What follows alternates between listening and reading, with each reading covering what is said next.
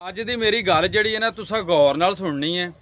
ਇਹ ਤੁਹਾਡੇ ਵਾਸਤੇ ਬਹੁਤ ਜ਼ਿਆਦਾ ਅਹਿਮ ਤੇ ਜ਼ਰੂਰੀ ਹੈ। ਹਾਜੀ ਸਾਹਿਬ ਨਾਲ ਮਾਲਿਸ਼ ਕਰਵਾ ਰਹੇ ਸਨ ਕਿਸੇ ਮਾਲਸ਼ੀ ਕੋਲ।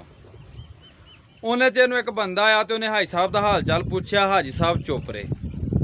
ਉਹ ਕਹਿੰਦਾ ਹਾਜੀ ਸਾਹਿਬ ਮੈਂ ਤੁਹਾਡਾ ਸਾਈਕਲ ਲੈ ਕੇ ਜਾ ਰਿਹਾ ਜ਼ਰਾ 2 ਮਿੰਟਾਂ ਲਈ। ਉਹਨੇ ਸਾਈਕਲ ਲਿਆ ਤੇ ਚਲਾ ਗਿਆ। ਸਾਈਕਲ ਉਹ ਸੀ ਮਾਲਸ਼ੀਏ ਦਾ। ਵਾਹਵਾ ਦੇਰ ਹੋ ਗਈ ਤੇ ਉਹ ਬੰਦਾ ਵਾਪਸ ਨਾ ਆਇਆ। ਜਦੋਂ ਉਹ ਬੰਦਾ ਵਾਪਸ ਨਾ ਆਇਆ ਤੇ ਮਾਲਸ਼ੀਆ ਆਂਦਾ ਚੁਰ ਸਾਹਿਬ ਤੁਹਾਡਾ ਦੋਸਤ ਜਿਹੜਾ ਸੀ ਨਾ ਉਹ ਵਾਪਸ ਨਹੀਂ ਆਇਆ। ਤੇ ਉਹ ਅੱਗੋਂ ਹਾਜੀ ਸਾਹਿਬ ਨੇ ਆਖਿਆ ਵੀ ਉਹ ਮੇਰਾ ਤੇ ਦੋਸਤ ਹੀ ਨਹੀਂ ਸੀ। ਮਾਲਸ਼ੀਆ ਉੱਥੇ ਵਿਚਾਰਾ ਗਰੀਬ ਆਦਮੀ ਸਰੋਣ ਲੱਗ ਪਿਆ। ਉਹਨੇ ਕਿਹਾ ਹਾਜੀ ਸਾਹਿਬ ਮੈਨੂੰ ਸਾਈਕਲ ਲੈ ਕੇ ਦਿਓ, ਮੈਂ ਤਾਂ ਮਾੜਾ ਬੰਦਾ ਸਾਂ।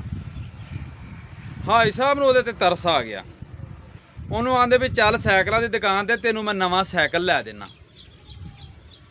ਜਦੋਂ ਉਹਨੂੰ ਸਾਈਕਲਾਂ ਦੀ ਦੁਕਾਨ ਤੇ ਲੈ ਗਿਆ ਨਾ ਤੇ ਉੱਥੇ ਉਹਨੂੰ ਨਵਾਂ ਸਾਈਕਲ ਮਾਲਸ਼ੀ ਨੂੰ ਆਖਿਆ ਵੀ ਆਹ ਲੈ ਤੈਨੂੰ ਚੈੱਕ ਕਰ ਲੈ ਵੀ ਸਾਈਕਲ ਠੀਕ ਹੈ।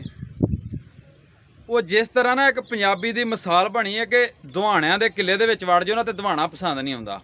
ਮਾਲਸ਼ੀਏ ਦੇ ਵੀ ਕੋਈ ਇਸੇ ਤਰ੍ਹਾਂ ਹੀ ਆਪਸ਼ਨ ਸੀ। ਉਹ ਸਾਈਕਲ ਲੈ ਕੇ ਗਿਆ ਤੇ ਉਹ ਚੱਕਰ ਲਾ ਕੇ ਜਦੋਂ ਵਾਪਸ ਆਇਆ ਨਾ ਤੇ ਆਂਦਾ ਹਾਜੀ ਸਾਹਿਬ ਇਹ ਸਾਈਕਲ ਥੋੜਾ ਟੇਢਾ ਚੱਲਦਾ।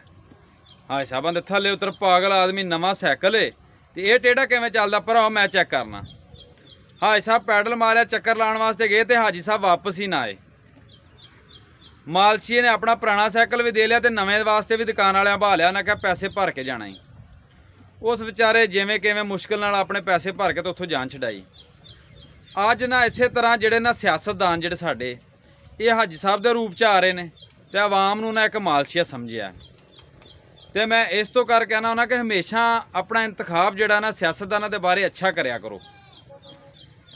ਇਸੇ ਤਰ੍ਹਾਂ ਇੱਕ ਮੇਰੇ ਹੋਰ ਗੱਲ ਚੱਲਦੀ ਛੋਟੀ ਜਿਹੀ ਜ਼ਿਹਨ 'ਚ ਆ ਗਈ ਹੈ, ਤੁਹਾਨੂੰ ਵੀ ਸੁਣਾ ਦਿਆਂ ਵੀ ਕੋਈ ਬੰਦਾ ਸੀ ਤੇ ਉਹ ਨਾ ਬੈਠਾ ਹੋਇਆ ਤੇ ਇੱਕ ਸਿਆਸਤਦਾਨ ਉਹਦੇ ਕੋਲ ਚਲਾ ਗਿਆ ਤੇ ਉਹਨੂੰ 1000 ਰੁਪਇਆ ਦੇ ਕੇ ਆਂਦਾ ਵੀ ਬਾਬਾ ਜੀ ਇਸ ਵਾਰੀ ਤੁਸੀਂ ਵੋਟ ਨਾ ਮੈਨੂੰ ਦੇਣਾ। ਮੈਂ ਬਾਬਾ ਜੀ ਆਂਦੇ ਠੀਕ ਹੈ ਵੋਟ ਤੁਹਾਨੂੰ ਮੈਂ ਦੇ ਦਿਆਂਦਾ ਪਰ ਮੈਨੂੰ 1000 ਦੀ ਲੋੜ ਨਹੀਂ, ਮੈਨੂੰ ਇੱਕ ਨਾ ਖੋਤਾ ਲੈ ਦੇ, ਗਧਾ ਲੈ ਦੇ ਤੂੰ।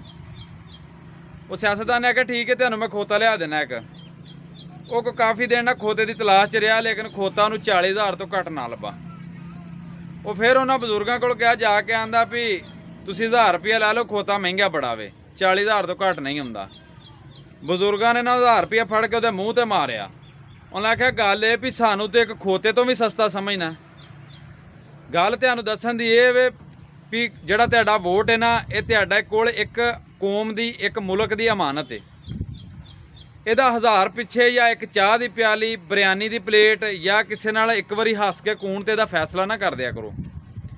ਇਹ ਵੇਖਿਆ ਕਰੋ ਵੀ ਕਿਹੜਾ ਸਾਡੇ ਮੁਲਕ ਨੂੰ ਸਹੀ ਸਿਮਤ ਵੱਲ ਲੈ ਕੇ ਜਾ ਸਕਦਾ, ਸਾਡੇ ਮੁਲਕ ਨੂੰ ਕਿਹੜਾ ਸਹੀ ਚਲਾ ਸਕਦਾ ਵੇ। ਤੇ ਇਸੇ ਤਰ੍ਹਾਂ ਨਾ ਪਿਛਲੇ ਰਵਾਇਤੀ ਖਾਨਦਾਨਾਂ ਤਰ੍ਹਾਂ ਵੋਟ ਨਾ ਦਿਆ ਕਰੋ ਕਿ ਅਸੀਂ ਸ਼ੁਰੂ ਤੋਂ ਫਲਾਣੇ ਨੂੰ ਦਿੰਦੇ ਆ ਰਹੇ ਹਾਂ ਤੇ ਅਸੀਂ ਉਹਨੂੰ ਹੀ ਦੇਣਾ। ਇਹ ਵੀ ਵੇਖ ਲਿਆ ਕਰੋ ਵੀ ਉਹ ਸਿਆਸਤਦਾਨ ਜਿਹੜਾ ਵੀ ਉਹ ਤੁਹਾਡੇ ਵਾਸਤੇ ਕੀ ਕਰਦਾ ਵੇ, ਅਸੈਂਬਲੀ ਹਾਲ 'ਚ ਜਾ ਕੇ ਇਸ ਮੁਲਕ ਵਾਸਤੇ ਕੀ ਕਰਦਾ ਵੇ। ਸਿਰਫ ਆਪਣੇ ਬੱਚੇ ਅਮਰੀਕਾ ਖੜਨੇ ਚਾਹੁੰਦਾ ਜਾਂ ਤੁਹਾਨੂੰ ਵੀ ਤਰੱਕੀ ਦੇਣੀ ਚਾਹੁੰਦਾ ਵੇ। ਬਾਕੀ ਮੇਰੀ ਦੁਆ ਹੈ ਮੇਰਾ ਮੁਲਕ ਹਮੇਸ਼ਾ ਹੱਸਦਾ ਰਹੇ ਤੇ ਵਸਦਾ ਰਹੇ।